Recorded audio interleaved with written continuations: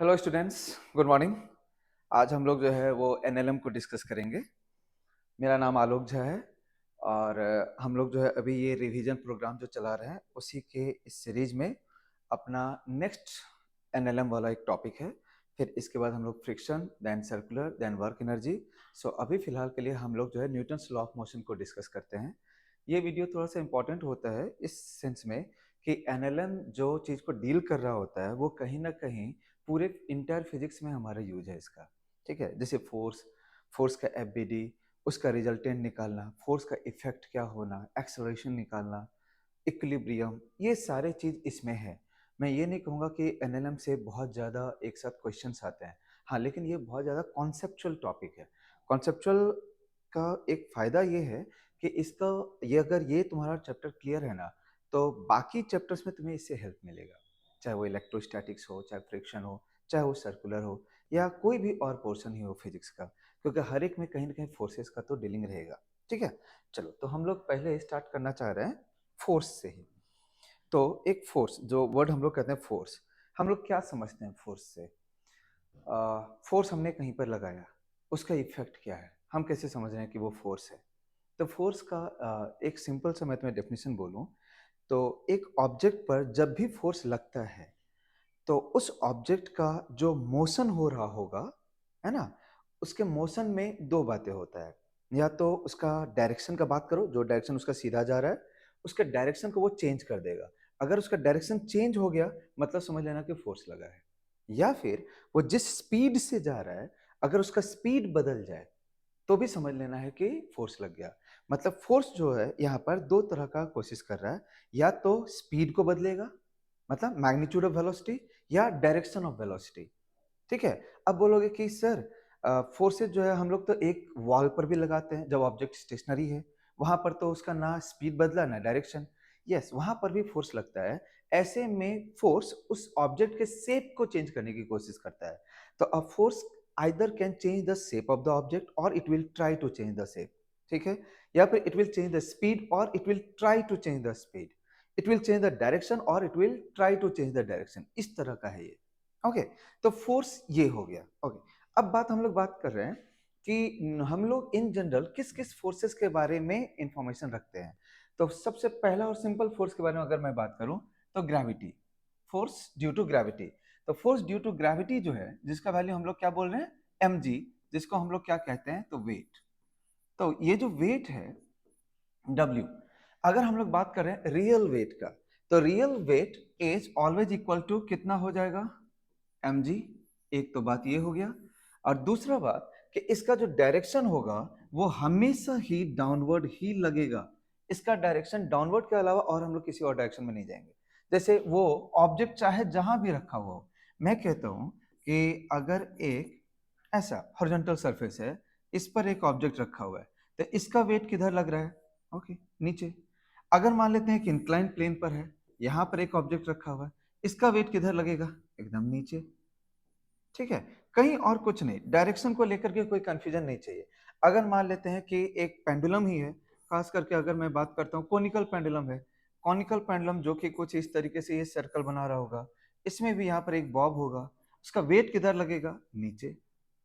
तो वेट का सबसे जो अच्छा बात है वो यही है कि इसका डायरेक्शन चेंज नहीं होता, चाहे वो किसी भी मोड पर तुम लगा दो, किसी भी जगह पर लगाओ, डायरेक्शन इज ऑलवेज डाउनवर्ड, और इसका मैग्नीट्यूड हमेशा ही mg।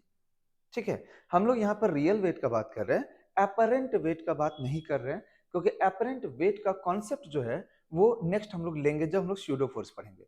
तो फिलहाल के लिए वेट का वैल्यू होगा mg and it will act always in downward direction. एक फोर्स हुआ। चलो नेक्स्ट के बारे में बात करते हैं। सेकंड में जैसे कि हम लोग सिंपल सा बात कर रहे हैं टेंशन फोर्स के बारे में। टेंशन फोर्स, तो टेंशन फोर्स कहाँ कहाँ पर हमें देखने को मिलता है? तो टेंशन फोर्स हमें देखने को मिलता है एक स्ट्रिंग में, या फिर हमें देखने को मिलेगा एक रॉड में, स्ट्रिंग में या फिर रॉड में। ठीक है, टेंशन फोर्स के बारे में सबसे खास बात क्या है कि टेंशन फोर्स जो ऑब्जेक्ट पे लगता है, टेंशन फोर्स जो ऑब्जेक्ट पे लगता है ये हमेशा ही पुलिंग नेचर का होता है। ये हमेशा ही पुलिंग नेचर का होता है जो ये ऑब्जेक्ट पर लगेगा। जैसे कि मान लो कि ये एक ऑब्जेक्ट है, डन है।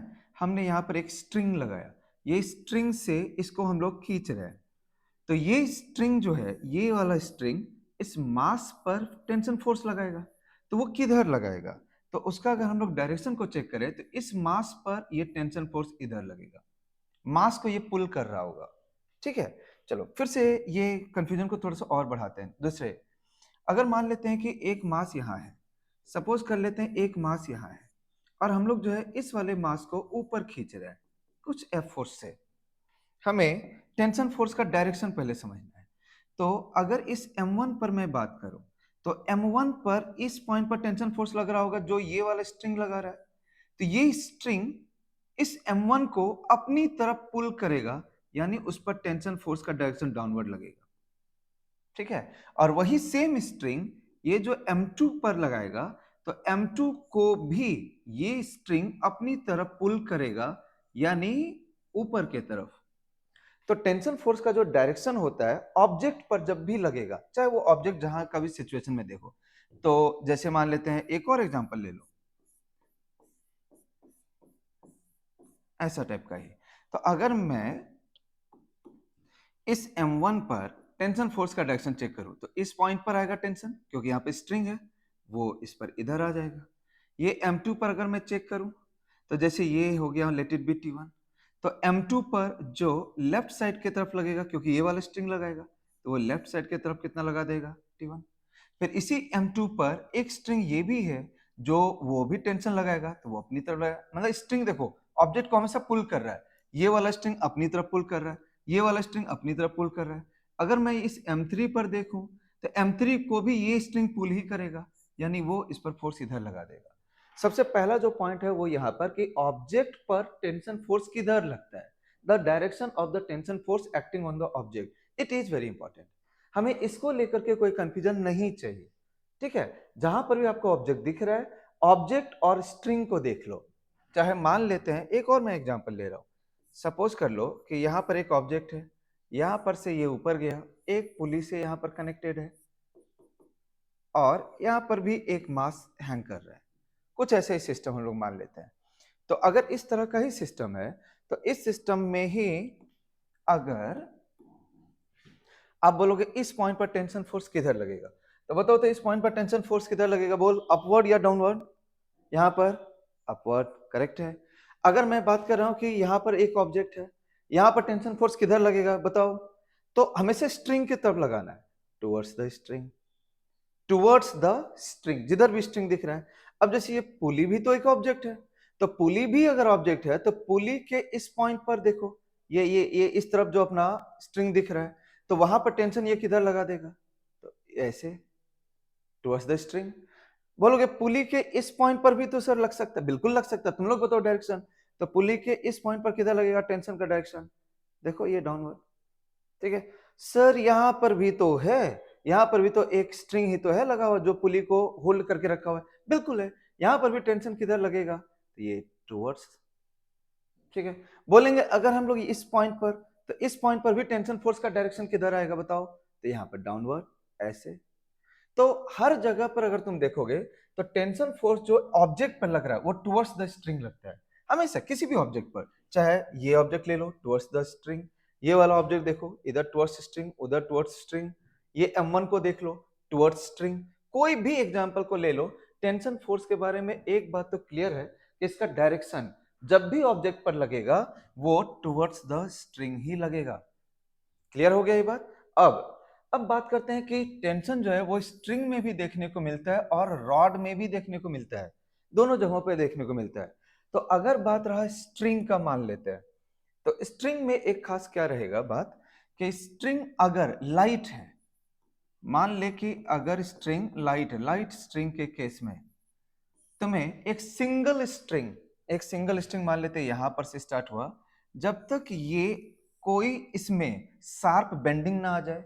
शार्प बेंडिंग कुछ ऐसा होता है, तो अगर ऐसा आ गया तो फिर इस स्ट्रिंग में और नीचे वाले स्ट्रिंग में टेंशन अलग अलग हो जाएगा।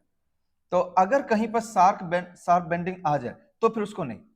जब तक ये शार्प बेंडिंग नहीं आ रहा है तब तक, जैसे कि ऐसे ही बेंड हो, लेकिन अगर ये स्मूथ बेंडिंग हो रहा है, तो जिस पॉइंट से भी ये स्ट्रिंग स्टार्ट हो रहा है, जहां तक ऐसा जा रहा है उस पूरे स्ट्रिंग में टेंशन वैल्यू सेम ही रहेगा। टेंशन वैल्यू एक लाइट स्ट्रिंग या मासलेस स्ट्रिंग के केस में through out the string tension will remain same. जैसे अगर मैं इस पॉइंट पर बात करूं टेंशन का वैल्यू, अगर मान लेते हैं यहां पर 10 न्यूटन है तो यहां पर भी 10 न्यूटन ही रहेगा, यहां पर भी 10 न्यूटन ही रहेगा, यहां पर भी 10 न्यूटन ही रहेगा। लेकिन यहां शार्प बेंडिंग के बाद अब यहां पर क्या होगा पता नहीं है, हो सकता है यहां पर 15 न्यूटन हो जाए। तो अगर स्ट्रिंग चेंज हो जाए या शार्प बेंडिंग आ जाए तो फिर टेंशन का वैल्यू बदल जाएगा, एल्स ये टेंशन वैल्यू अपने लिए वो सेम ही रहेगा थ्रू आउट द स्ट्रिंग। बताओ स्ट्रिंग में जो टेंशन डेवलप होता है खास करके लाइट स्ट्रिंग वाला, समझ में आ गया। अगर अब रॉड की मैं बात करूं, रॉड की, तो रॉड बोल दो या हेवी स्ट्रिंग भी बोल दो। तो चलो जैसे कि मैं एक एग्जांपल ले रहा हूं, मान लेते हैं कि ये एक रॉड ही है और यहां पर मैंने एक मास को हैंग करके रखा है, ठीक है। अब इस रॉड का जो मास है वो मान ले कि 5 केजी है और इसका मास जो है वो मान लेते हैं 10 केजी है, ठीक है।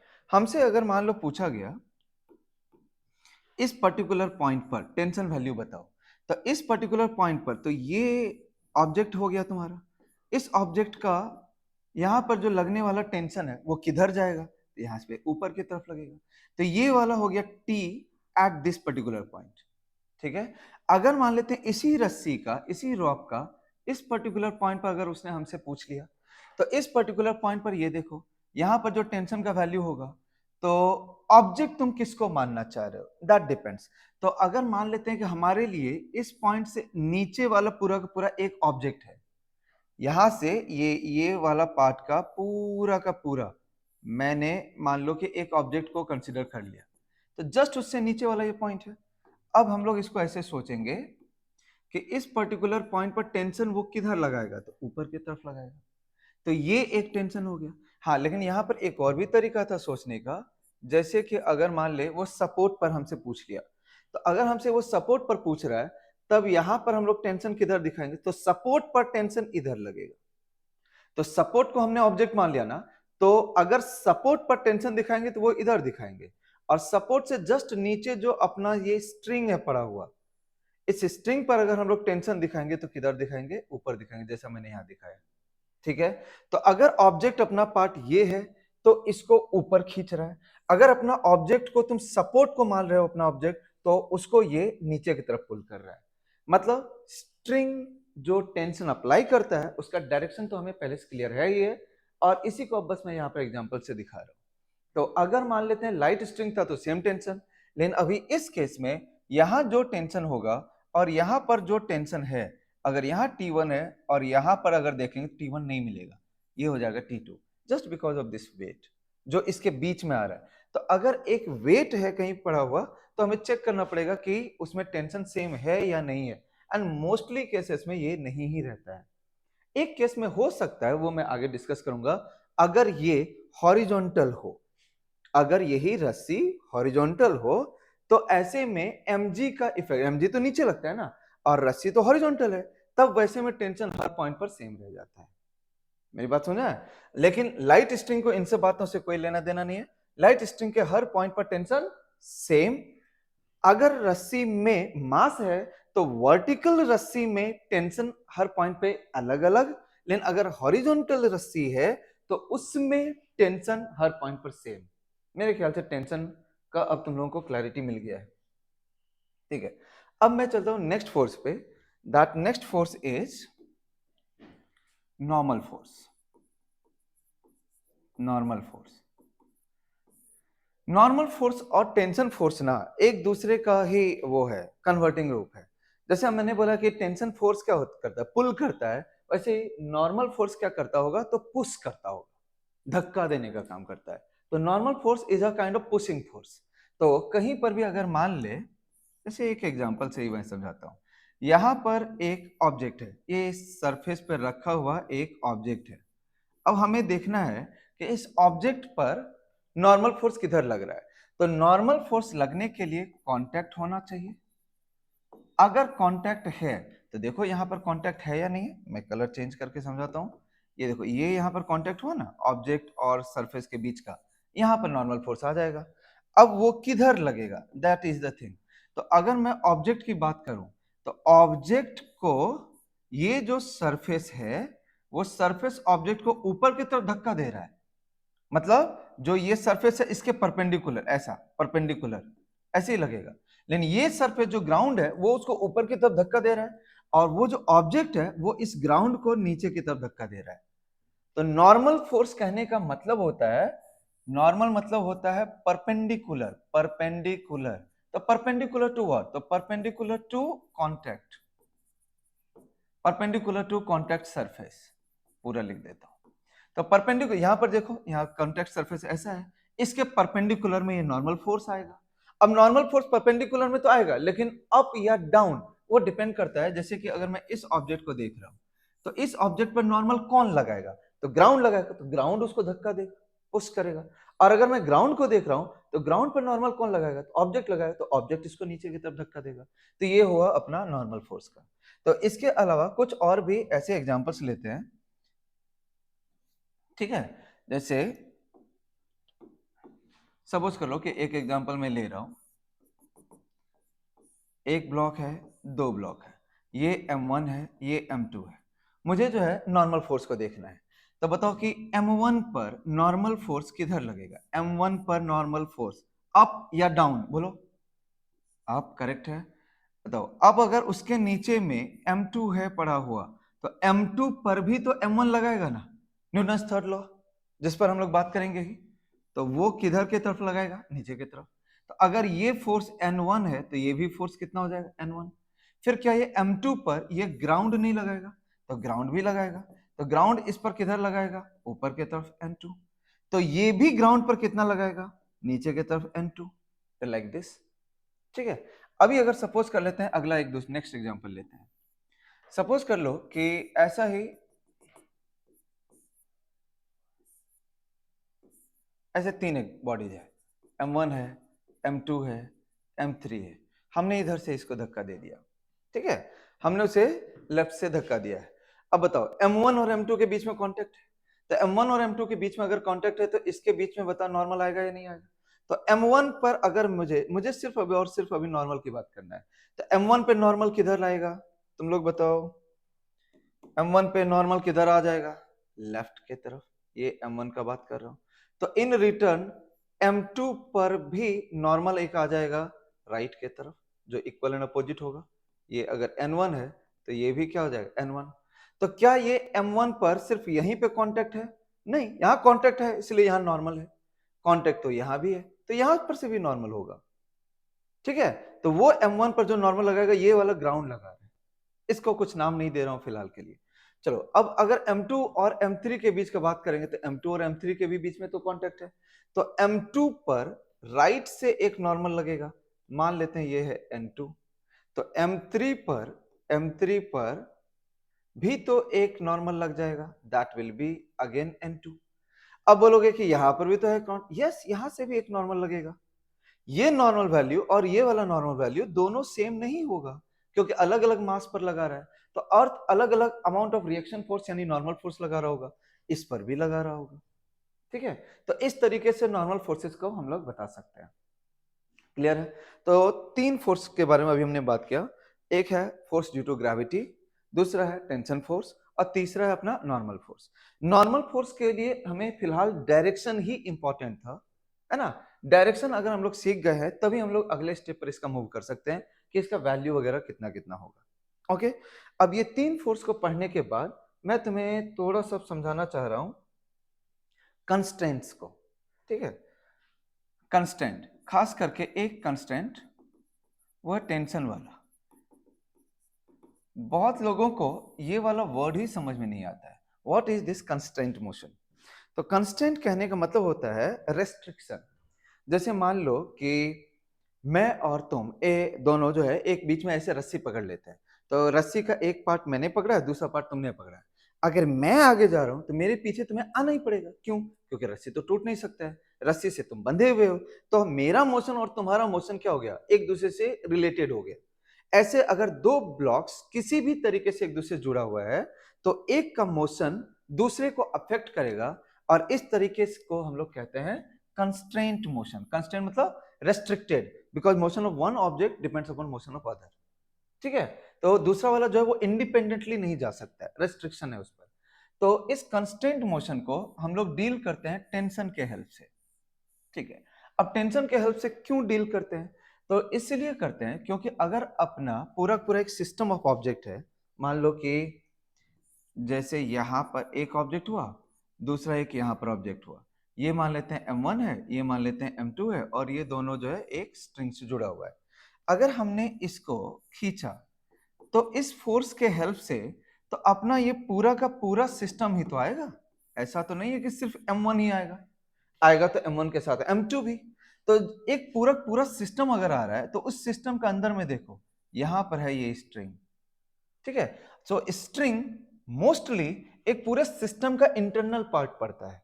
तो ये फिर से मैं रिपीट कर रहा हूं, स्ट्रिंग जो है mostly mostly becomes internal part, internal internal part of system. अब इंटरनल पार्ट ऑफ सिस्टम होने से क्या होता है कि कोई भी अगर इंटरनल फोर्स बना तो उसका वर्क डन जो होगा, वर्क डन वो बनेगा जीरो। ठीक है, work done by any internal forces will remain zero. अब टेंशन सिंस कि वो इंटरनल फोर्स बन गया है तो उसका भी वर्क डन जीरो होगा। अब वर्क डन होता क्या है? तो force into displacement, force into displacement, तो एफ डॉट एस। तो ऐसे ही हम लोग टी डॉट एस करेंगे, टी डॉट एस। और ये जैसे इस पर टी लगने वाला है तो इस पर टी इधर और इसका डिस्प्लेसमेंट, वैसे इस पर टी इधर और इसका डिस्प्लेसमेंट। तो टी डॉट एस ऐसे करो, सबको जोड़ दो और क्या कर दो? जीरो। समझ बात है? अब इसी चीज को हम लोग जब अप्लाई करेंगे तो टी डॉट एस ना लिख करके सम ऑफ टी डॉट वी कर देंगे, क्योंकि एस से ही तो वी बनेगा, rate of change of position.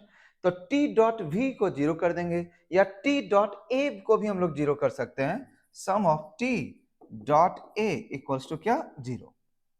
जैसे वर्क डन होता है ना, फोर्स इन डॉट डिस्प्लेसमेंट, वैसे एफ डॉट एस है, वैसे एफ डॉट वी है, वैसे एफ डॉट ए है। तो ये जस्ट बिकॉज कि ये इंटरनल पढ़ रहा है इसीलिए ये पूरा पूरा सम क्या रहेगा? जीरो।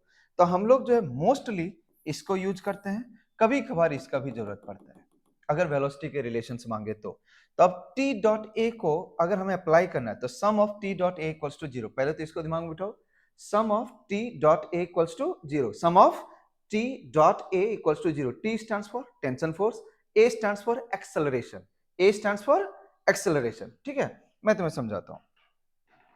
सपोज कर ले कि अगर एक ऑब्जेक्ट पर टी ऊपर लगा और ये ऑब्जेक्ट भी उसी डायरेक्शन में ए एक्सेलरेशन से जा रहा है, तो ऐसे में दोनों का डायरेक्शन सेम हुआ, तो टी डॉट ए को सिंपली टी ए लिख देंगे, क्यों? T A cos theta, theta is 0 degree.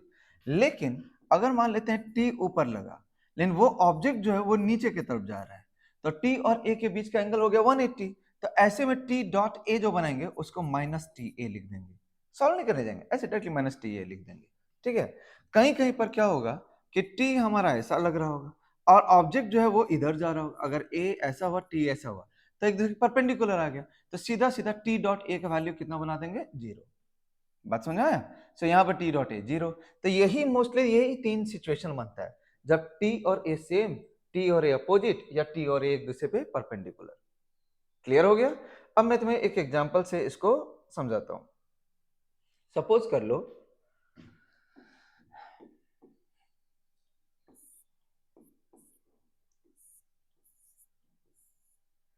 ऐसा करके एक हमने सिस्टम बनाया।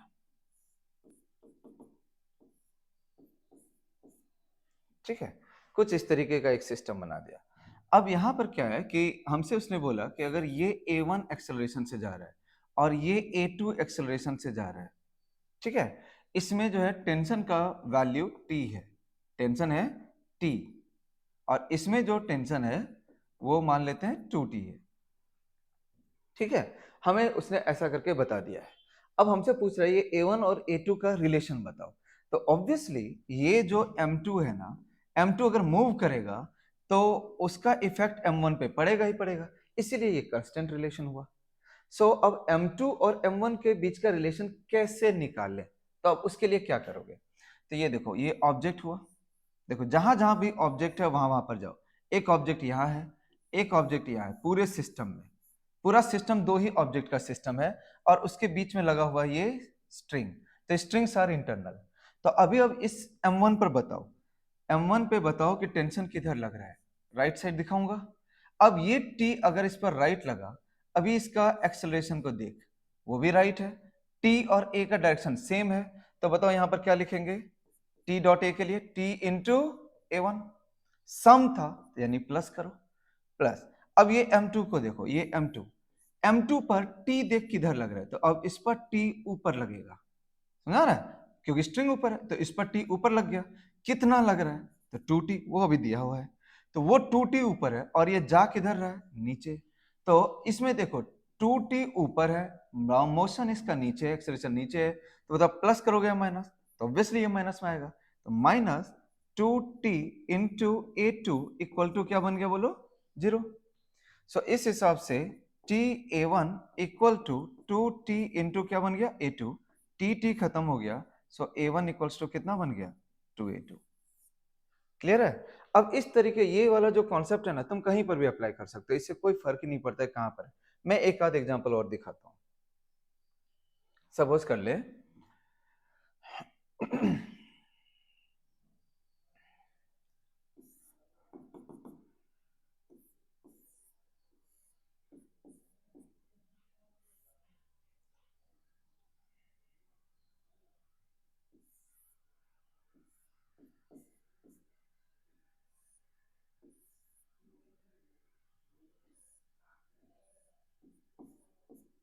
ऐसा करके मान लेते हैं ये 3 ब्लॉक का सिस्टम ले लिया, ठीक है। और क्वेश्चन में जो सब चीजें अभी जरूरत का है वो सब मैं यहाँ बता दे रहा हूँ। इसमें टेंशन है T, इसमें टेंशन हो गया 2T, बहुत लोग तो समझ ही गए होंगे, और इसमें भी टेंशन है T, ठीक है। ये मान लेते हैं कि नीचे ही जा रहा है, कुछ भी ऐसा वेलोसिटी ही मैं मान लेता हूँ 2 मीटर पर सेकंड से, ये भी नीचे जा रहा है, मैं मान लेता हूँ इसको 3 मीटर पर सेकंड से, है ना, 3 मीटर पर सेकंड। तो ये पूछेगा कि ये कितना वेलोसिटी से ऊपर जाएगा या नीचे जाएगा, लेट इट बी कितना वेलोसिटी से ऊपर जाएगा, ऐसा एक क्वेश्चन दे दिया, ठीक है। हमें इसको सॉल्व कैसे करना है, देखो अब इस पर देखो, यहाँ पर पहले इस ब्लॉक पर आ जाओ, इस पर बताओ टेंशन किधर, बोल बोल फटाक से बोल, ऊपर, ठीक है। ये T ऊपर है और ये जा किधर रहा है देख, नीचे, तो T और ये वेलोसिटी एक दूसरे का अपोजिट बचा, तो T डॉट V को क्या बोलोगे, पॉजिटिव या निगेटिव, फिर से बोल क्या बोलोगे, T और V, ये वेलोसिटी है ना 2 मीटर पर सेकेंड, तो T डॉट V प्लस या माइनस, माइनस, तो इसको हम लोग लिखेंगे माइनस T इंटू वेलोसिटी की जगह पर हो गया 2, फिर प्लस करो, फिर यहां पर आ जाओ इस वाले ब्लॉक पर। अब इस ब्लॉक पर देखो ये 2T किधर लग रहा है, ऊपर, और इसका भी वेलोसिटी किधर है, नीचे, अगेन यहाँ पर भी माइनस हो जाएगा T डॉट V, तो अब इसको ब्रैकेट में लिख ले, तो माइनस 2T इंटू 3, फिर प्लस, फिर अब यहाँ पर आ जा, यहाँ पर T किधर लग रहा है, ऊपर, वेलोसिटी भी किधर है, ऊपर, वो पॉजिटिव हो गया, तो plus T into V equals to क्या हो गया, 0, सबको ऐड करके 0 कर दिया। अब यहाँ पर हो गया माइनस 2T, यहाँ हो गया माइनस 6T, तो ये हो गया माइनस 8T प्लस टी भी इक्वल्स टू 0, T को कॉमन लेकर हटा दिया, यानी V इक्वल्स टू कितना हो गया, 8। क्लियर है। तो इस तरीके से हम लोग अप्लाई करते हैं किस चीज को, टेंशन कंस्टेंट को। होप सो सबको समझ में आ गया। अब ये वाले को तुम कहीं पर भी अप्लाई कर सकते हो, किसी भी सिचुएशन में, फर्क नहीं पड़ता है कि वो कहाँ पर तुम यूज कर रहे हो। मैं अगर एग्जांपल दिखाते भी जाऊं तो फर्क नहीं पड़ता, एक मैं तुम लोगों को करने के लिए दे रहा हूं, तुम लोग जो है मुझे इसका आंसर मुझे बताना। मान लेते हैं कि यहाँ पर एक रॉड है ऐसे करके, ठीक है, ये एक रॉड है, और ये जो है ये मान लेते हैं इधर जा रहा है कुछ स्पीड v1 से, और ये जो है वो नीचे जा रहा है कुछ स्पीड v2 से, ठीक है। If this angle is theta, then what is the relation between v1 and v2, ऐसे करके। तो तुम लोग इसको भी कैसे सॉल्व करोगे, तो अगेन वही वर्क डन बाय टेंशन। तो t यहाँ पर जैसे, यहाँ पर t मान लिया, तो यहाँ पर के लिए t कैसे करोगे, तो t इसको ऐसे करके ज्यूम कर सकते हो या ऐसे भी कर सकते हो। तो फिलहाल के लिए तुम ऐसा ज्यूम करो कि यहाँ पर एक ऑब्जेक्ट है और यहाँ पर t ऐसे लग रहा है, जिससे कि तुम्हें आसानी लगे। तो t है, v है, उनके बीच का ये एंगल को लेकर के, समझा रहा बात या नहीं। तो ये हो गया t, ये हो गया v, ये वाला एंगल अगर थीटा है तो ये वाला भी एंगल कितना हो जाएगा, थीटा। तो t और v के बीच का एंगल कितना हो जाएगा, तो 180 माइनस थीटा। यानी ये हो जाएगा t into V one cos 180 minus, क्योंकि यहाँ पर एग्जैक्टली टूवर्ड्स होता तो प्लस करते, अपोजिट होता तो माइनस करते, यहाँ पर ये एंगल बन रहा है 180 माइनस थीटा, तो t V one cos 180 minus theta t dot V. ठीक है, अब यहाँ पर आ जाओ, तो अगर यहाँ पर हम लोग बात करेंगे तो यहाँ पर ये रहा t, ठीक है, ये वाला जो एंगल होगा अब उसके बारे में बात करो, ये अगर थीटा है तो उस साइड पर कितना एंगल हो जाएगा 90 माइनस थीटा, तब यहाँ पर क्या लिखोगे ये t इंटू वी टू, और यहाँ एंगल हो गया 90 minus theta, so cos 90 minus theta. अब ये एक बना, ये एक बना, और टोटल सम कितना होना चाहिए 0, ऐड करो 0 कर दो, रिलेशन निकल जाएगा। तो एक ये हो गया। ये सब कुछ इंपॉर्टेंट क्वेश्चंस में से एक है जो कि पूछे जा गए हैं प्रीवियसली। चलो अभी जैसे और भी एक एग्जांपल मैं बताऊं, ये सब सबको अटेम्प्ट करना। ये ऐसे गया, एक पुली के ऊपर से पास किया, ये अगर मान लेते हैं मास है, वो बोल रहा है कि वो नीचे आ रहा है, let it be v velocity से, तो ये कितने वेलोसिटी से आगे जाएगा, मान लेते हैं कि कुछ ऐसा ही क्वेश्चन दे दिया। तो अगर ऐसा ही है तो यहाँ पर पहले एक एंगल दिया हुआ होगा थीटा, मान ले तुझे कि ये एंगल दिया हुआ है 60, ठीक है, और तुम्हें जो है ये है वेलोसिटी v1 और ये है वेलोसिटी v2, और तुम्हें v1 और v2 के बीच का रिलेशन निकालना है। ये अपना क्वेश्चन है। चलो कैसे बताओगे तुम लोग, तो हेल्प करते जाओ, एक दूसरे को भी समझाना अगर किसी को समझ में नहीं आए। यहाँ पर देखो टेंशन किधर है, ऊपर, यहाँ तो देखो v उसका ठीक ऑपोजिट है, यहाँ पे प्लस करोगे या माइनस करोगे टी वी को, तो टी इंटू क्या हो जाएगा v1, तो minus T into V1. Hope से सबको समझ में आ गया, टी वी अपोजिट है। ओके, चलो प्लस करेंगे, फिर यहाँ पर देखो, यहाँ पर तो टी इधर है लेकिन यहाँ पर v तो इधर है, तो ये ना एक दूसरे के टुवर्ड्स हुआ ना एक दूसरे का अपोजिट हुआ, तो यहाँ पर वो डॉट प्रोडक्ट वाला जो होता है a dot B A B cos theta, वैसे वाला अप्लाई कर लो। तो ये हो गया t, ये हो गया v और एंगल है theta, so t into V two into cos theta equal to क्या कर देंगे 0, फिर सॉल्व करेंगे फिर आंसर आ जाएगा। मेरी बात समझ में आ रहा है सबको? ये जो है ये मेथड को तुम कहीं पर भी यूज कर सकते हो, बशर्ते मेरा ये कहने का था कि जितने भी मैंने तुम्हें अभी एग्जांपल्स करवाए हैं सब में जो कॉन्सेप्ट है उसको समझ लेना है। ये देखो, ये जो मैंने तुम्हें समझाया टी और ए परपेंडिकुलर, टी और ए अपोजिट, टी और ए एक तरफ, अगर ऐसा ना हो करके कभी भी टी और ए ऐसा आ जाए, टी है ए है बीच का एंगल थीटा है, तो टी डॉट ए ही तो करना था, यही तो समझाया था। ये देखो यहाँ पर क्या करवाया था, T dot we T dot ए, तो टी डॉट ए करना है, तो टी डॉट ए कैसे हो जाता है, तो T A cos theta, T dot V क्या हो जाएगा T V cos theta, like that you have to use. Hope so सभी कर पाओगे, अगर स्टिल कुछ डाउट रहता है तो मैं हूं ही, अगर के मिलो। चलो नेक्स्ट पे चलते हैं हम लोग। अब बात करता हूं मैं इक्विलिब्रियम का। तो इक्विलिब्रियम इक्विलिब्रियम हम लोग किसको कहते हैं, तो इक्विलिब्रियम कहने का मतलब होता है एक ऐसा जिसमें कि नेट फोर्स जीरो हो, एक ऐसा सिचुएशन। तो जब नेट फोर्स जीरो होता है तो इक्विलिब्रियम जरूरी नहीं है कि ओवरऑल इक्विलिब्रियम हो। ओवरऑल अगर इक्विलिब्रियम है ना तो उसको पहचानना बहुत आसान है। जैसे मान लो कोई भी एक ऑब्जेक्ट रुका हुआ है, रेस्ट पर है, वो मूव नहीं कर रहा है, रेस्ट पर तुम्हें दिख रहा है तो मतलब वो इक्विलिब्रियम में है।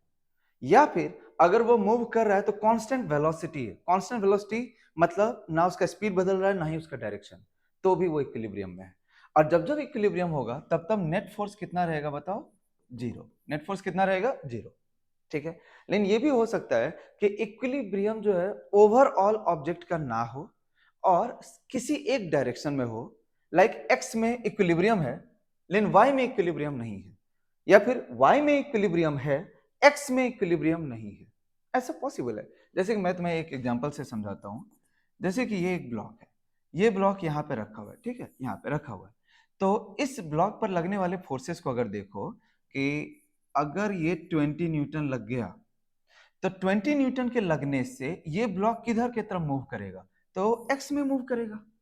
क्या इस 20 न्यूटन से ये वाई में मूव किया, या किसी भी तरीके से ये वाई में मूव कर रहा है क्या, अभी नहीं ना। तो अगर ये मूव नहीं कर रहा मतलब वाई डायरेक्शन में ये क्या है, इक्विलिब्रियम में है। तो वाई डायरेक्शन में इस पर नेट फोर्स जीरो है, हाँ, लेकिन एक्स में नेट फोर्स जीरो नहीं है। तो इक्विलिब्रियम ये भी हो सकता है कि किसी एक डायरेक्शन में हो, और इक्विलिब्रियम ये भी हो सकता है कि पूरे सारे डायरेक्शन में हो। तो जिस डायरेक्शन में भी इक्विलिब्रियम होगा उस डायरेक्शन में नेट फोर्स कितना बन जाएगा? 0। जिस डायरेक्शन में भी इक्विलिब्रियम होगा। क्लियर है? ओके। अब जो है ये इक्विलिब्रियम वाले डायरेक्शन में, तो यहां पर देख, जैसे यहां पर एन किधर लग गया? ऊपर। नीचे की तरफ क्या लगेगा? तो एक फोर्स लगेगा ना, इसका ग्रेविटी mg। तो y डायरेक्शन में तो ये इक्विलिब्रियम है, मतलब n इज इक्वल्स टू क्या लिख सकते हैं बोलो तो? mg। क्लियर है? तो इक्विलिब्रियम का डायरेक्शन पहचान करके आप नेट फोर्स को बैलेंस कर सकते हो, क्योंकि जीरो होगा ना, तो जितना ऊपर उतना नीचे, ऐसे। तो इसी से रिलेटेड पहले इक्विलिब्रियम के केसेस को अब देखते हैं। सपोज कर लो कि अपने पास में ऐसे दो ब्लॉक है, ये है 10 kg, ये है 5 kg। ठीक है, हमसे उसने पूछा कि यहां पर ये वाले कांटेक्ट पर, कांटेक्ट 1 पर यहां पर कितना नॉर्मल फोर्स है। तो यहां पर जो नॉर्मल फोर्स अगर उसने पूछा है, तो नॉर्मल फोर्स किसको बैलेंस कर रहा है, ये ऐसे करके समझना है। तो 5 kg वाला जो ऑब्जेक्ट है, ये जो 5 kg वाला ऑब्जेक्ट है, क्या दिख रहा है आपको? ये इक्विलिब्रियम में दिख रहा है या मूविंग दिख रहा है? ऑब्वियसली ये रुका हुआ है, रेस्ट पर है। तो 5 kg वाले ऑब्जेक्ट पर ये 10 kg वाला ऑब्जेक्ट ऊपर की तरफ नॉर्मल लगा रहा होगा, और 5 kg का फोर्स किधर लग रहा होगा? तो 5g। तो यानी n1 का वैल्यू हम लोग कितना लिख सकते हैं बताओ? 5g।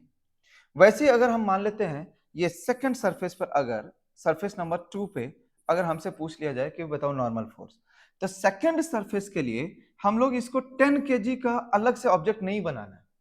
हम लोगों को क्या करना है ये समझिए। तो ये जो सरफेस है, इसके ऊपर ये 10 था, और इसको एक साथ कर दो, ये 5।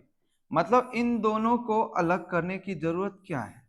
हमें यहां पे नॉर्मल पूछा है, तो यहां का नॉर्मल, मेरी बात अगर ना समझ में आए तो अभी बोलना है, यहां का नॉर्मल क्या सिर्फ 10 को बैलेंस कर रहा है या 10 और 5 दोनों को बैलेंस करके रखा हुआ है? तो अगर ये y डायरेक्शन में पूरा का पूरा ही इक्विलिब्रियम है, तो यहां पर से जो भी नॉर्मल लगेगा वो पूरा दोनों ही ऑब्जेक्ट को बैलेंस कर रहा होगा। तो इसे अलग अलग करके अपना हेडेक मत बढ़ाओ। तो यहां पर नॉर्मल एक दिखा दो ऐसा n2, ठीक है। और ये दोनों को अगर हम लोगों ने एक साथ दिखा दिया, मतलब टोटल वेट कितना हो गया? 15। सो ओवरऑल जो है वो 15g किधर लग रहा होगा? नीचे। तो डायरेक्टली हम लोग n2 को कितना लिख सकते हैं? 15g। तो अब देखो, अभी अभी इसमें ट्रिक क्या तुम लोगों को समझ में आया? मैं नेक्स्ट क्वेश्चन से अभी इसको ट्रिक में कन्वर्ट ट्राई करता हूं। मान लो कि यहाँ पे 3 ऑब्जेक्ट है, ये 2 kg है, ये 3 kg है, ये 5 kg है। अगर हमसे पूछा जाए यहां पर नॉर्मल बताओ इस वाले सरफेस पर, तो यहां पर नॉर्मल अगर पूछ रहा है ना, तो सीधा सीधा ऐसे सोचना है, ये नॉर्मल कितने सारे ऑब्जेक्ट को बैलेंस करके रखा है? 5, 3 एंड 2, टोटल हो गया 10। यानी यहाँ का नॉर्मल जो है वो 10g के बराबर होगा। मेरी बात क्लियर? Hope so. अब मान लो कि उसने यहाँ के बारे में पूछा, यहाँ पर भी नॉर्मल कौन लगा रहा होगा? 5 लगा रहा है 3 पे, ये 3 पे लगने वाला मैंने नॉर्मल दिखाया है ना? तो ये n2 मान लो, तो ये n2 किसको किसको बैलेंस करके रखा है? 3 और 2, यानी ये हो जाएगा 5g के बराबर। यहां पर अगर मैंने नॉर्मल के बारे में बताया, तो ये हो गया n3, ये उस पर लग रहा है, किस पर? 2 kg पर। तो n3 की जगह पर कितना लिखाओगे? 2g, 2g। तो वर्टिकली जितने भी ऐसे ऑब्जेक्ट्स होते हैं, ये सभी में ऐसे करके आप डायरेक्टली नॉर्मल निकाल सकते हो, कहीं कोई टेंशन वाली बात नहीं है, बशर्ते वो इक्विलिब्रियम पे दिखने चाहिए। ठीक है, इक्विलिब्रियम में सिर्फ फोर्सेस को बैलेंस करो, काम खत्म। ओके, चलो नेक्स्ट एग्जांपल पर अगर मैं चलूं, ये इस बार इस तरीके से पहले सरफेस पे रखा हुआ था, इस बार मैंने हैंग कर दिया। सपोज कर लेते हैं ये 6 kg है और ये 8 kg है। हमसे अगर ये वाले स्ट्रिंग में टेंशन पूछा, तो इस स्ट्रिंग का टेंशन को निकालना है, तो ये टेंशन, ये T1 हम मान लेते हैं, किसको बैलेंस कर रहा है? 8 kg को। तो अगर ये 8 kg को बैलेंस कर रहा है, तो ये T1 का वैल्यू सीधा सीधा कितना लिख देंगे हम? 8g। इक्विलिब्रियम है ना, T1 ऊपर 8g नीचे। डन। अगर मुझे मान लेते हैं ये 6 kg पर ऊपर वाला का अगर ये वाला टेंशन उसने पूछा, तो ये तो T2, ये दोनों स्ट्रिंग अलग अलग है, ध्यान रखना। तो ये T2 किसको किसको बैलेंस कर रहा है? तो क्या ये T2 सिर्फ 6 को बैलेंस कर रहा है? 6 और 8 दोनों को कर रहा है। तो ऑब्वियस है ना, ये 6 और 8, क्योंकि अगर इसको हमें देखना है, तो मैंने यही तुम्हें बताने का कोशिश किया है कि ये पूरा 6, 8 एक साथ ले लो, यहां का निकालना है। ये T2 है, तो ये T2 का वैल्यू, ये 6 और 8 अगर दोनों ही एक साथ बैलेंस हो रहा है, 6 और 8 कितना हो गया 14, डायरेक्टली आप लिख सकते हो 14G। ठीक है, तो ये क्या है, ये डायरेक्टली आप ये चीजों को कम कर सके काम चला सकते हो। तो इक्विलिब्रियम, इक्विलिब्रियम का कॉन्सेप्ट जो था, मतलब नेट फोर्स जीरो। इक्विलिब्रियम से रिलेटेड हम लोग करने के लिए और भी क्वेश्चंस कर सकते हैं, लेकिन फिलहाल के लिए जितना मुझे समझाना था, चलो एक एक आपको और भी समझाता हूँ। एक जस्ट एक सपोज कर ले कि मैं बात कर रहा हूँ एक कॉनिकल पेंडुलम का। तो एक कॉनिकल पेंडुलम जो कि कुछ इस तरीके से घूमते रहता है। चलो यहाँ पर एक बॉब है, ठीक है। तो ये जो बॉब है ये हॉरिजॉन्टली ऐसे सर्कल काटते रहता है, ऐसे ऐसे ये सर्कल बना करके रहता है, ठीक है। तो ये वर्टिकल डायरेक्शन में कोई मूवमेंट नहीं है, ये पूरा पूरा हॉरिजॉन्टली घूम रहा है, ऐसे ऐसे घूम रहा है। तो ये बॉल ना ऊपर जा रहा है ना नीचे जा रहा है, बस ये हॉरिजॉन्टल घूम रहा है। तो बताओ ये वाला डायरेक्शन में इक्विलिब्रियम हुआ ना, तो इस डायरेक्शन में तुम नेट फोर्स जीरो करो ना, क्या दिक्कत है। तो अगर मान लेते हैं ये वाला एंगल थीटा है, सपोज कर लो, तो यहां पर इस बॉब पे इधर पे लग गया टी, नीचे लग गया mg, समझ आ रहा है। और इसका डायरेक्शन ऑफ इक्विलिब्रियम क्या, वर्टिकल वाला। तो वर्टिकल वाला मतलब ये वाला एंगल हो गया थीटा। तो टी का एक कंपोनेंट आएगा ना ऊपर, कितना आ जाएगा बोलो, टी कॉस थीटा। और वो किसको बैलेंस कर देगा बता, mg को। तो T equals to mg by cos theta. ऐसे समझ में आ गया होगा, होप सो, ठीक है। तो ये सारा हुआ। चलो एक एग्जांपल और भी देता हूं तुम लोगों को मैं, आपको इंक्लाइन प्लेन का।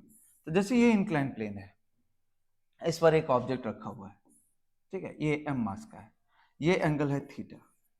तो जैसे यहां पर ही है, हमसे अगर नॉर्मल फोर्स पूछ लिया जाए, तो ये ऑब्जेक्ट जो है वो along the incline plane slide कर सकता है, कर सकते हैं, लेकिन perpendicular to the incline plane, क्या इस डायरेक्शन में कोई मूवमेंट है, ऐसे ऐसे सोचना है। क्या ये perpendicular to the incline plane में कोई मूवमेंट है, ऑब्वियसली नहीं है। जो भी है वो parallel to the incline plane है, तो परपेंडिकुलर में तो कोई मूवमेंट नहीं है। तो हम लोग इस पर्टिकुलर डायरेक्शन में इसको इक्विलिब्रियम बना सकते हैं। तो यहां पर देखो, ये यहां पर से n ऊपर लग गया ऐसे करके, mg जो लगेगा, mg कुछ ऐसा, ये एंगल ऑफ इंक्लिनेशन है theta. Obviously this theta and this theta are same, so mg का इस डायरेक्शन में कंपोनेंट कितना आ जाएगा, mg cos थीटा। और इस डायरेक्शन में कितना आ जाएगा, mg sin थीटा। आपको ये धीरे धीरे याद भी करना है, mg परपेंडिकुलर डायरेक्शन में mg cos theta, parallel direction में mg sin theta, perpendicular direction में mg cos theta, perpendicular direction में बोल, परपेंडिकुलर डायरेक्शन में बोल, और पैरेलल डायरेक्शन में। क्लियर है, ओके, इसको याद रखना है। फिर ये n है और इधर पे हो गया mg cos theta, so n किसको बैलेंस कर लेगा, n equals to mg cos theta.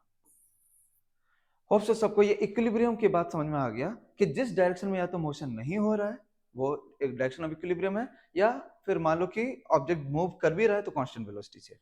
चलो अभी अब हम लोग मूव करें नेक्स्ट कॉन्सेप्ट पे, वो है एक्सेलरेटेड मोशन। एक्सेलरेटेड मोशन मतलब जिस पर कि तुम न्यूटन सेकंड लॉ को अप्लाई करोगे, न्यूटन सेकंड लॉ यानी F equals to ma, done. तो एक्सेलरेटेड मोशन जिस डायरेक्शन में नेट फोर्स रह जाए, एक्सेलरेटेड मोशन, एक्सेलरेटेड मोशन, ठीक है। एक्सेलरेटेड मोशन वो वाला डायरेक्शन होता है जिस डायरेक्शन में नेट फोर्स जीरो नहीं होता, समझ आ रहा है। और ऐसे वाले में तुम लोगों को क्या लिखना होता है, सेकंड लॉ का यूज करना होता है, जिसके according F net equals to mass into acceleration. यानी फिर ए इक्वल्स टू हम लोग लिख सकते हैं, hence A equals to net force by mass, ठीक है। ये है एक्सेलरेटेड मोशन का एग्जांपल।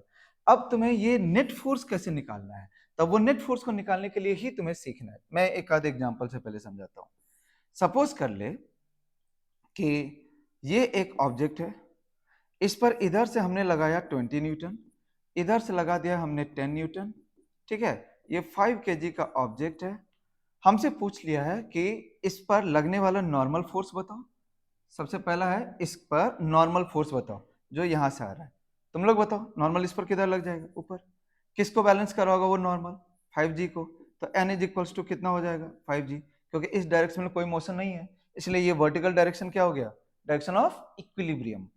लेकिन हॉरिजॉन्टल डायरेक्शन में बात करो, लेफ्ट से कितना आ रहा है 20, राइट से इस पर कितना लग रहा है 10, क्या फोर्सेस एक दूसरे को बैलेंस कर रहा है? नहीं। तो मतलब इस पर नेट फोर्स बच गया।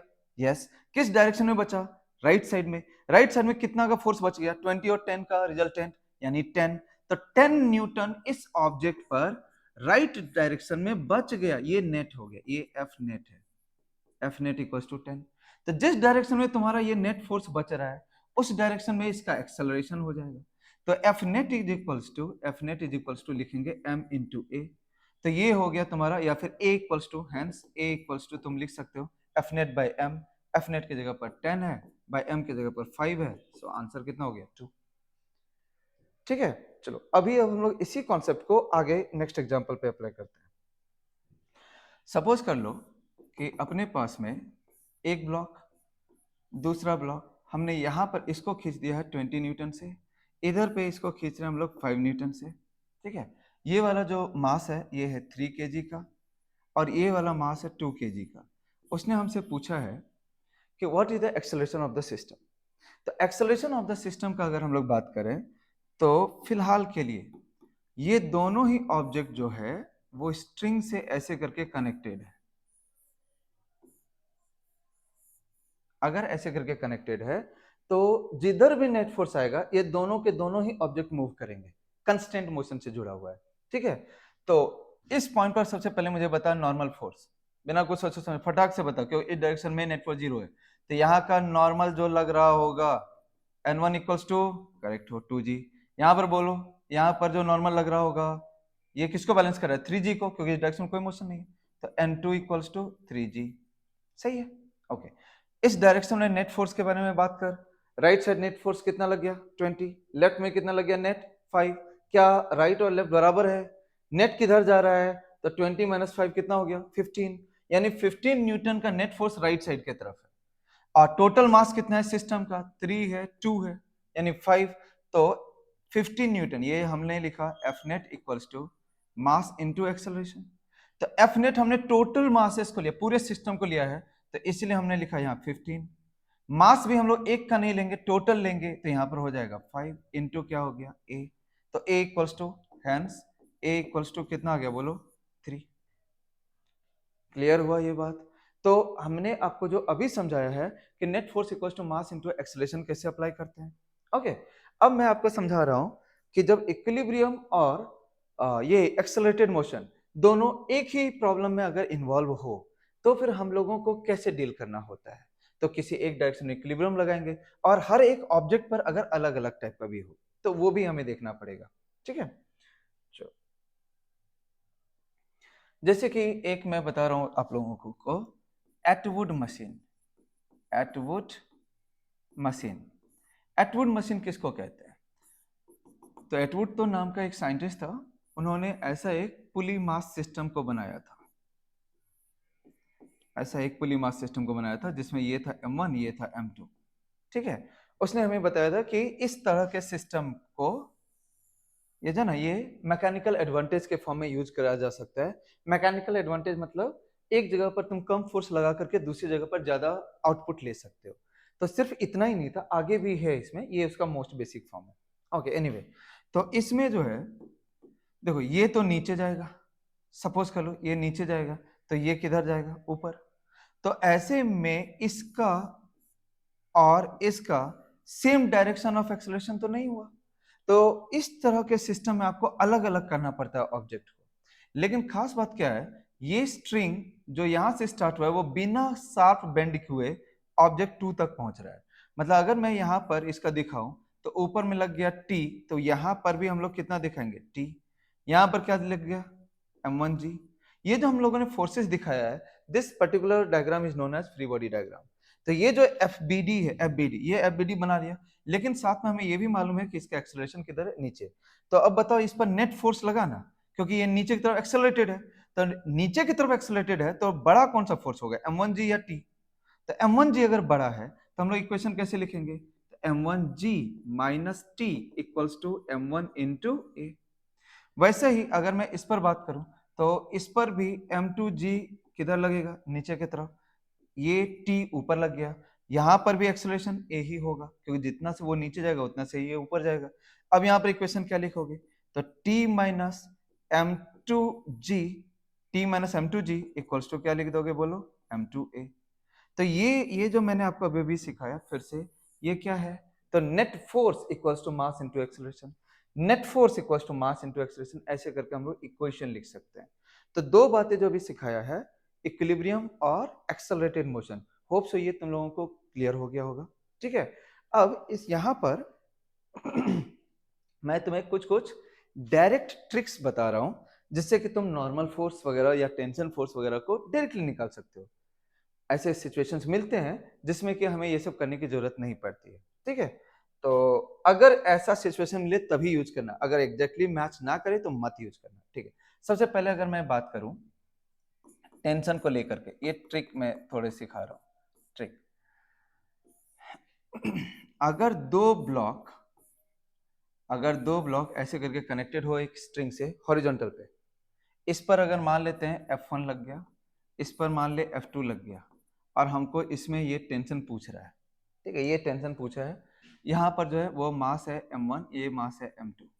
हमें अगर T पूछा है तो T इक्वल्स टू, क्योंकि F1 F2 अलग अलग है ना, तो एक्सेलरेशन तो होगा ही होगा, तो हम उतना ना निकाल कर हम डायरेक्टली T का वैल्यू बता सकते हैं। कैसे, तो देखो राइट साइड वाला जो मास है उस मास को लेफ्ट साइड वाले फोर्स से मल्टीप्लाई कर दो, M1 into F2, plus left side वाला जो मास है उसको राइट साइड वाले फोर्स से मल्टीप्लाई कर दो, M2 into F1 bye total मास कर दो, M1 प्लस M2। ठीक है, M1 F2 plus M2 F1 bye M1 plus M2। ये एक टेंशन के लिए एक ट्रिक हो गया, लेकिन ये सिर्फ इसी सिस्टम पे अप्लाई करना है ना, हॉरिजॉन्टल में जब पड़ा हुआ है तो। जैसे कि मान लो एक सेकंड के लिए मैं इसको अप्लाई करके तुम्हें दिखाता हूँ, तो 3 ब्लॉक पे तुम्हें अप्लाई करके दिखाता हूँ। ठीक है, सपोज कर लो कि तुमने इधर लगा दिया 20 न्यूटन, और ये है तुम्हारा 3 kg, ये है 2 kg, ये है 1 kg। ठीक है, तुम्हें यहाँ पर ये मान लेते हैं T1 तुम्हें निकालना है। मैं T1 को निकालने का तरीका बता रहा हूँ। तो देखो T1 के राइट साइड में कितना मास, 3 kg। T1 के लेफ्ट साइड में टोटल मास बात करना, T1 के लेफ्ट में कितना मास, 2 प्लस 1 टोटल मास 3 kg। अब T1 के लेफ्ट में कोई फोर्स है क्या, नहीं है, तो राइट साइड का मास लेफ्ट साइड का फोर्स मल्टीप्लाई होगा, तो यानी राइट साइड का मास कितना है 3, लेफ्ट साइड में कितना फोर्स है 0, प्लस लेफ्ट साइड का मास, इसका लेफ्ट साइड में कितना मास है 3, राइट साइड में कितना फोर्स है 20, बाय टोटल मास इसका राइट और इसका लेफ्ट यानी 6 kg। सो कितना हो गया बताओ, 60/6 कितना हो गया 10 न्यूटन। चलो अब मैं यहाँ पर तुम्हें बताता हूँ T2 को निकालने के लिए। T2, चलो T2 का ट्रिक देखते हैं। T2 कैसे लगाओगे, तो T2 के लेफ्ट में देखो मास कितना है 1, T2 के राइट में देखो मास कितना है, तो 2 प्लस 3 5। ठीक है, तो T2 के लेफ्ट वाला मास और राइट वाला फोर्स यानी 1 इंटू 20 प्लस इसका राइट वाला मास, T2 के राइट वाला मास यानी 2 और 3 5 ले लो, 5 इंटू लेफ्ट में फोर्स कुछ नहीं है, डिवाइड बाय टोटल 6 है, तो 20/6 ये हो जाएगा 20/6। क्लियर है, एक ट्रिक बताया तुम्हें टेंशन को लेकर के, लेकिन ये ऐसी में सिर्फ अप्लाई करना। तो सेकंड एक और ट्रिक मैं बता रहा हूं एटवुड को लेकर के। एटवुड को लेकर के मैं तुम्हें ट्रिक बताता हूं। अगर यहां पर एक मास है M1, एक मास है M2, ठीक है, ये नीचे आएगा ए एक्सेलरेशन से, ये ऊपर जाएगा ए एक्सेलरेशन से, ना, तो ए का वैल्यू कितना, तो ए का वैल्यू M1 और M2 में से जो बड़ा होगा, क्योंकि ये नीचे जा रहा है तो M1 ही बड़ा होगा, तो M1 minus M2 by M1 plus M2 into g, direct करना है। ठीक है, इसको सॉल्व करने की जरूरत नहीं है। और अगर तुमसे ये इसमें T पूछ ले, यानी ये जो स्ट्रिंग में T होता है तो दोनों में तो सेम ही रहेगा, तो अगर T पूछ ले तो 2M1 M2 by M1 plus M2 into जी। ठीक है, तो ए भी डायरेक्ट, टी भी डायरेक्ट, ये इसका हो गया। ओके, एक और ट्रिक मैं समझाता हूँ, तो तीसरा एक ट्रिक देता हूँ। थर्ड ट्रिक है तुम्हारा, अगर मान लो कि अपने सिस्टम में बहुत सारे मास हैं, लेकिन सारे के सारे जो है वो एक ही लाइन में मूव किए जा रहे हैं, एक लाइन में, ओके, जैसे मान लेते हैं कि ये एक मास है, उसके आगे एक मास है, इसके आगे एक मास है, हमने इधर से धक्का दे दिया। तो अगर मान लेते हैं ये 100 न्यूटन से हमने धक्का दिया, ये है मान लेते हैं 10 केजी, ये है 5 केजी, ये है 2 केजी। तो ऐसे में सारा का सारा मास तो एक साथ ही मूव करेगा सेम एक्सेलरेशन से।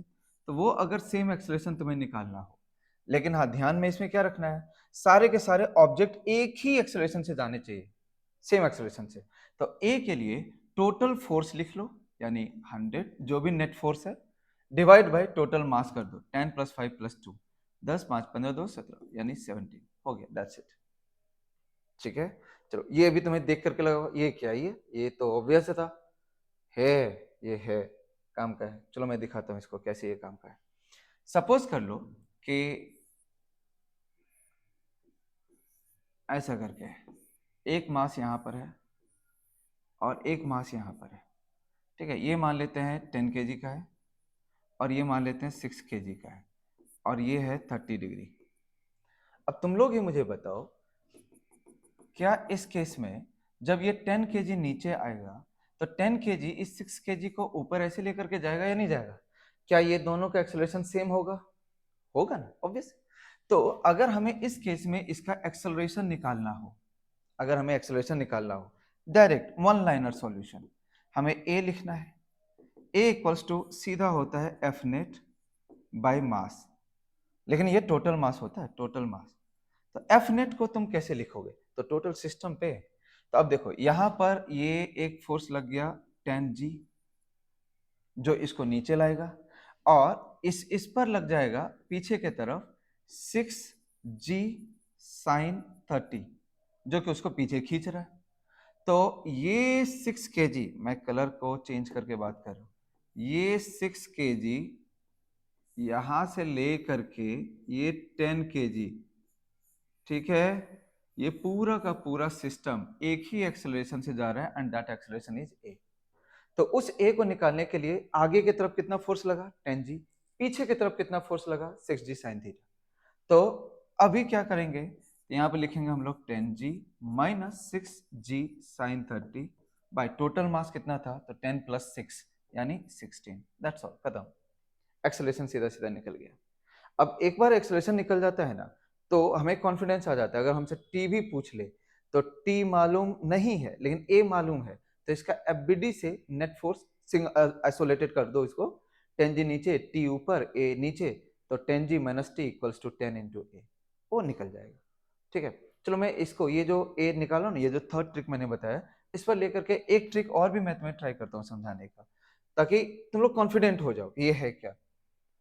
सपोज कर लो कि ये कुछ ऐसा ही है, एक ऐसा मास है 5 केजी का, और ये यहाँ पर एक पुली है, पुली से यहाँ पर जो है 2 केजी का एक मास हैंग कर रहा है।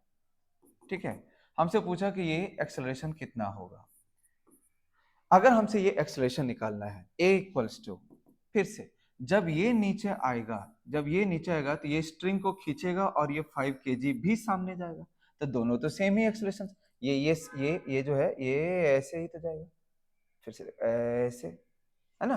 तो ऐसे में जब दोनों का एक्सेलरेशन सेम ही है, तो इस पर देखो कि आगे की तरफ कितना फोर्स लग रहा है, तो इसको आगे कितना फोर्स से खींचा जा रहा है? 2G, ये तो खींचा है ग्रेविटी। लेकिन इस पर पीछे की तरफ कोई फोर्स लग रहा है क्या? नहीं ना, इसको मत लिखना, क्योंकि हम लोग जिसका बात कर रहे हैं वो ये पूरा है। बहुत लोगों को ये स्ट्रिंग अलग लगता है, स्ट्रिंग मत करो अलग, हम लोग पूरा सिस्टम का बात कर रहे हैं। तो 2 स्ट्रिंग और ये 5, 2 केजी स्ट्रिंग और ये 5, तीनों का बात करें, ठीक है। तो ए इक्वल्स टू क्या लिखोगे, यहाँ पर आगे की तरफ लगा 2G, यहाँ पीछे की तरफ बता कोई भी फोर्स है तो नहीं है ना, तो कुछ है ही नहीं, मत लिखो कुछ। 2G बाय टोटल मास कितना हो गया? 7। That's all. होप सो ये तीनों का तीनों ट्रिक जो मैंने अभी आपको समझाया वो समझ में आ गया। चलो तो अभी अब हम लोग जो है बाकी के नेक्स्ट एक पार्ट में डालते हैं, एनएलएम का पार्ट 2 में। ये थोड़ा सा लंबा है, तो उस एनएलएम पार्ट 2 को फिर से देख लेना।